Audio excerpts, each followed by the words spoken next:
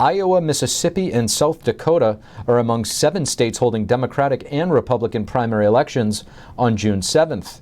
However, none of the Senate or gubernatorial races are expected to be competitive. In Iowa, incumbent Senator Chuck Grassley has raised 10 times more funds than his challenger Jim Carlin and has the endorsement of former President Trump. And incumbent Republican Governor Kim Reynolds is expected to keep her seat.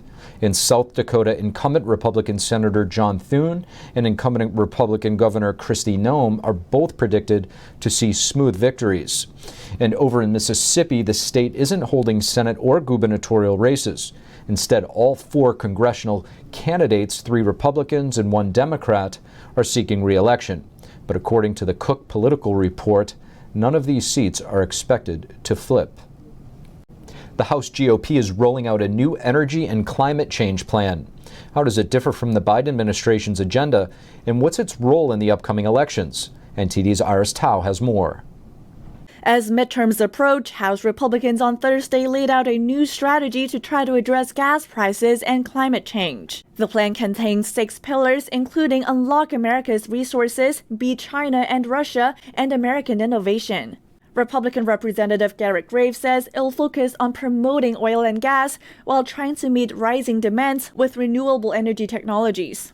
It's the beginning of a real policymaking process. Rich Powell, the CEO of a clean energy policy organization in D.C., tells NTD he thinks the plan marks a new step by the GOP. That really, for the first time, represents a comprehensive, conservative approach to dealing with reducing emissions to combat climate change, but also preserving energy affordability. But the strategy is also getting immediate pushback. Some Democrats say fossil fuels must be quickly phased out to tackle climate change. But Dr. H. Sterling Burnett, an expert on environmental policy, notes that U.S. emissions had previously declined under similar policies. And that's not because we were restricting the use of fossil fuels. It was because technological innovations and the transformation from coal to natural gas for electric power generation reduced emissions. And Powell says such a plan could potentially help GOP attract voters who care more about gas prices than the climate. Voters across the spectrum are more and more interested in energy and in climate issues. That's young voters, that's suburban voters. But obviously, even more important to the average voter right now is inflation and energy affordability. They see it every time they go and fill up their gas pumps. And House Republicans say they plan to introduce new legislation targeting each of the 6 policy areas if the GOP reclaims control of the House next year. Reporting in Washington, D.C., Iris Tao, NTD News. The White House announced the latest round of sanctions on Russia.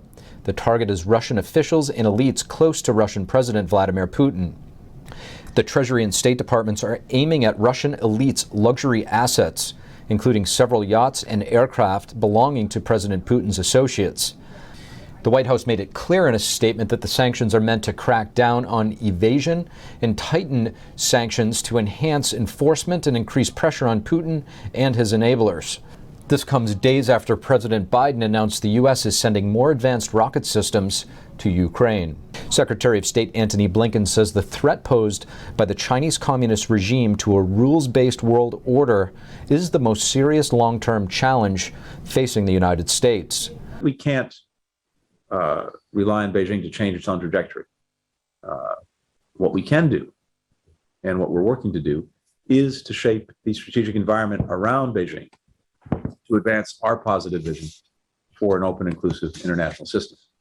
The order that we've sought to build, very imperfectly, but that we sought to build, is profoundly liberal in nature. The order that China seeks is illiberal. We disagree, and it's as basic and fundamental as that. Blinken was speaking to the Council on Foreign Relations.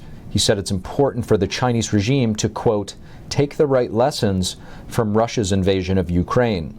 Blinken also said the Biden administration wants to lead the international bloc that's opposed to Russia's invasion into a broader coalition.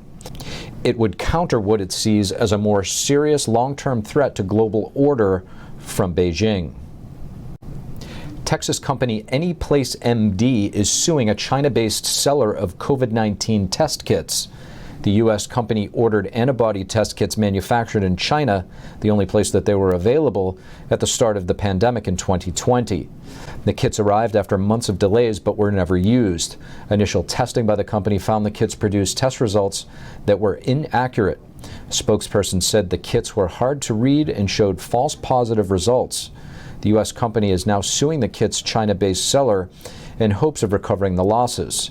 The company said they paid roughly $500,000 for 100,000 kits, and about another $120,000 is still owed. The White House announced that they will be paying their interns. Until now, the prestigious White House internships were unpaid positions. Starting this fall, White House interns will receive a salary of $750 for working at least 35 hours per week. The move comes as the Biden administration tries to include students and professionals who otherwise could not afford to participate in these prestigious positions. According to CNN, funding for the White House interns was tucked into an omnibus government spending bill that Congress passed in March. The bill also included funding for Ukraine.